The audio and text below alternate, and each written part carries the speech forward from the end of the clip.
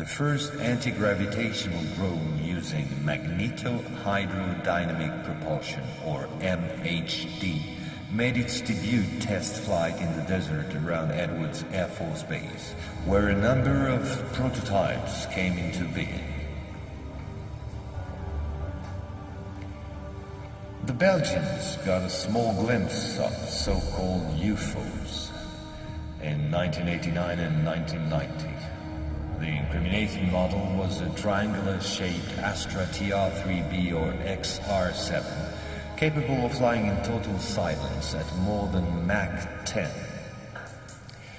Now I would like to speak to you about another concrete application of such technology, the B-2 bomber, whose development started in 1982.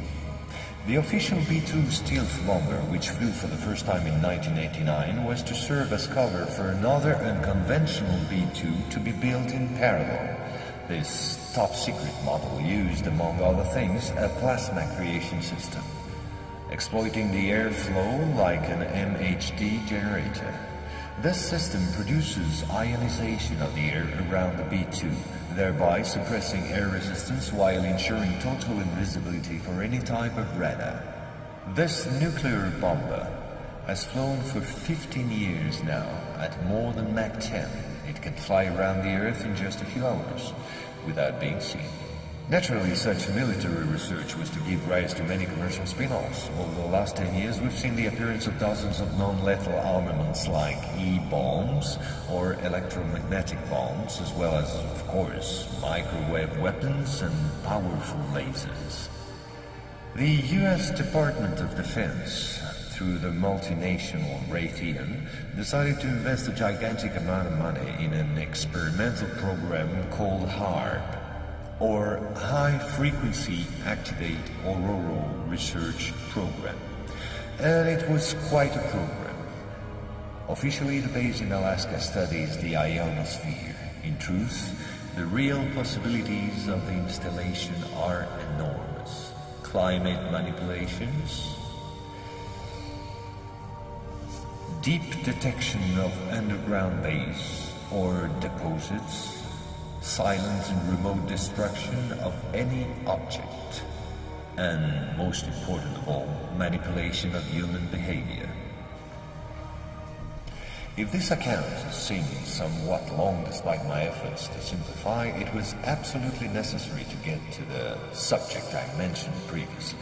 Our research group is convinced that UFOs constructed by the Americans or Russians will be used to support an hoax attack on the Earth of extraterrestrial origin. The media taking care of the rest, of course. The reason? Once the threats of international terrorism has dissipated, the war economies of the major powers, with the United States at the head of the pack, will need a new enemy in order to still prosper.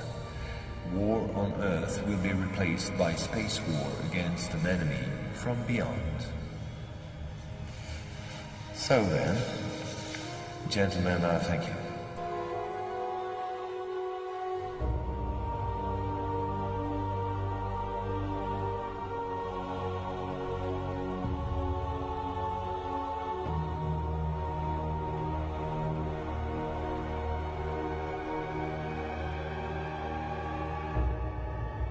And so we can now comfortably lean back and relax, because we know what's coming ahead.